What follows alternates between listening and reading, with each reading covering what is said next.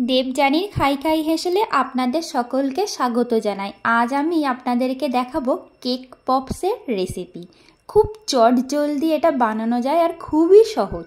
আর বাচ্চাদের তো খুব পছন্দের রেসিপি এটা, ওরা তো খুব পছন্দের সঙ্গেই এটা খাবে।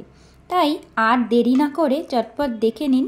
এখানে লাগছে আমার 3টে কেক। আমি এরকম ফ্রুট কেক এখানে ব্যবহার করেছি। আপনারা চাইলে এখানে চকলেট কেকও ব্যবহার করতে পারেন।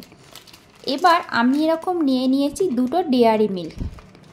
এই 3টে কেক দিয়েই আমি বানিয়ে ফেলবো আজকে কেক পপস। 3টে কেক আমি একটা প্লেটের মধ্যে কেটে নেব। কেটে সমস্ত কেকগুলোকে একসঙ্গে করে তারপর আমি কেকগুলোকে হাতের সাহায্যে ম্যাশ করে নেব। তার আগে বলি, পুরো ভিডিওটা স্কিপ না করে শেষ পর্যন্ত দেখার অনুরোধ রইল আপনাদের সকলের কাছে। যারা আমার চ্যানেলের নতুন বন্ধু তাদেরকে অবশ্যই আমি বলবো চ্যানেলটিকে সাবস্ক্রাইব করে রাখার জন্য। যখনই আমি নতুন ভিডিও আপলোড করব সবার আগে আপনার কাছে নোটিফিকেশান পৌঁছে যাবে আর আপনিও দেখতে পারবেন এই চ্যানেলের নতুন নতুন রান্নাগুলি। তার জন্য আপনাদের পাশে থাকা বেল আইকনটি প্রেস করে রাখতে হবে। আর দেখতেই পাচ্ছেন আমি কেকগুলো সব নিয়েও নিয়েছি। এবার আমি হাতের সাহায্যে প্রত্যেকটা কেককে আমি ম্যাশ করে নেব। এইভাবে গুঁড়ো করে নিতে হবে। আর তারপর আমি ব্যবহার করব এখানে কনডেন্স মিল্ক।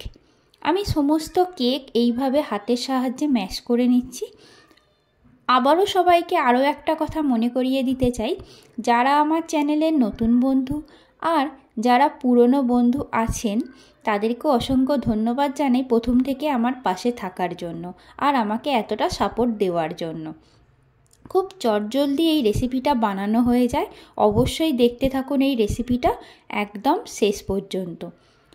আমার সমস্ত কেক এখানে গুঁড়ো করা হয়ে গেছে, হাতের সাহায্যেই আমি করে নিয়েছি এটা। আর আপনাদেরকে আরও একটা কথা বলে দিই, আমি এখানে ফুড কেক ব্যবহার করেছি বলে আপনাদেরকে তাই ব্যবহার করতে হবে এরকমটা কিন্তু না। আপনারা চাইলে এখানে চকলেট কেকও ব্যবহার করতে পারেন।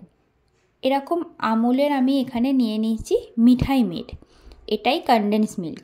এরকম আপনারা এটা নিয়ে নেবেন। এবার এটা আমি পরিমাণ বুঝে দেব, যে যতটা বানাবেন যতটা কেকের মাপ হবে সেই অনুযায়ী আন্দাজ করেই এটা দিতে হবে। যদি আমার এর পরে লাগে তাহলে আমি এর পরে আর একটু অ্যাড করব। আমি প্রথমে হাতের সাহায্যে আগে মেখে নিচ্ছি। মেখে নিতে নিতেই বুঝতে পারা যাবে আর আমার প্রয়োজন কিনা। তাহলে আমি এর পরে আর একটু কনডেন্স মিল্ক এতে অ্যাড করে দেব। আমি এটা ভালো করে মেখে নিচ্ছি।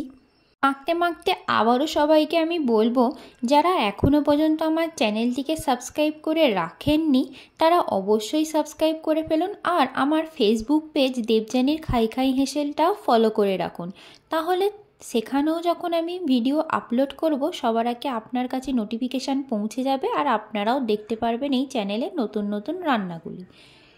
এবার আমি কি করব, একটা একটা করে বল বানিয়ে একটা প্লেটের মধ্যে আমি রাখবো। এইভাবে আমি আস্তে আস্তে বলগুলো গড়ে নেব। হাতের সাহায্যে এভাবে বলগুলোকে খুব সুন্দর করে গড়ে নিতে হবে। আমার এখানে একটা একটা করে বল আমি গড়ে নিলাম, নিয়ে আমার এখানে 6টা বল হয়েছে। আমার 3টে কেক থেকে 6টা বল হয়েছে। এবার আমি বলের মধ্যে এরকম যে টুথপিকগুলো হয় সেই টুথপিকগুলো গেঁথে দেব। আপনারা চাইলে একটু বড় স্টিকও ইউজ করতে পারেন, তবে আমার বাড়িতে এটাই ছিল তাই আমি একদম ঘরোয়া পদ্ধতিতে যাতে বানানো যায় বাড়িতে সকলের কাছে যে জিনিসগুলো থাকে সেইগুলো দিয়েই দেখানোর চেষ্টা করছি। এবার আমি কি করব, একটা প্যান নিয়ে নিয়েছি। খুব মোটা একটা ননস্টিক প্যান নিয়ে নিতে হবে, তার মধ্যে সমস্ত চকলেটগুলো দিয়ে দিতে হবে। প্রথমেই আমি বলবো গ্যাসের ফ্লেমটাকে একটু বাড়িয়ে দিয়ে প্যানটাকে আগে গরম করে নিতে হবে। তারপর গ্যাসের ফ্লেমটা একদম বন্ধ করে দিয়ে চকলেটগুলো তার মধ্যে দিতে হবে প্যানের মধ্যে। তারপর আস্তে আস্তে চকলেটগুলো মেল্ট হয়ে গেলেই নামিয়ে নিতে হবে। দেখতে হবে যেন চকলেটগুলো ধরে না যায়, খুব সাবধানেই কাজটা করতে হবে। চকলেটগুলো যদি একবার ধরে যায় তাহলে কিন্তু খুব সমস্যা দেখা দেবে।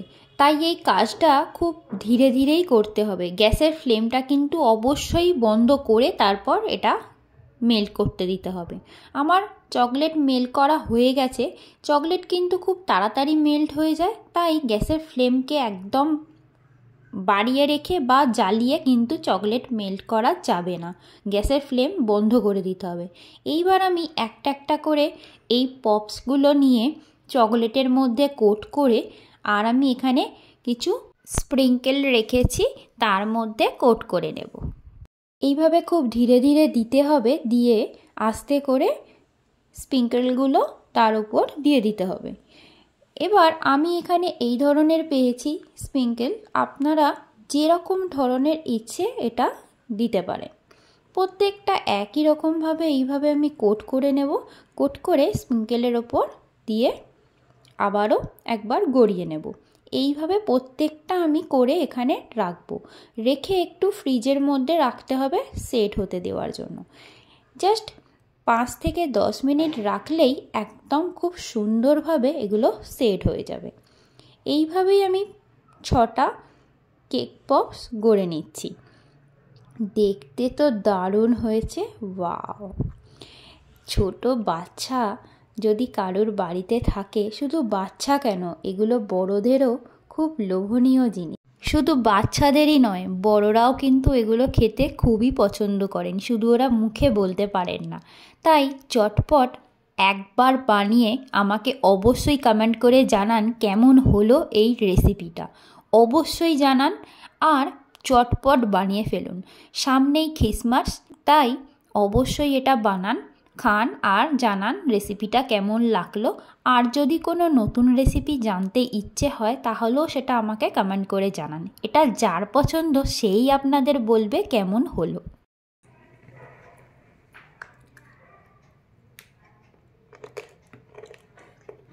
কেমন গুনগুন? ভালো, শুধু ভালো? খুব ভালো। তুমি কি সবগুলোই খেয়ে নেবে? খাও। তাহলে বুঝতেই পারছেন কতটা লোভনীয়। ভালো খান, সুস্থ থাকুন, আবারও দেখা হবে নতুন একটি রেসিপি নিয়ে। Thank you.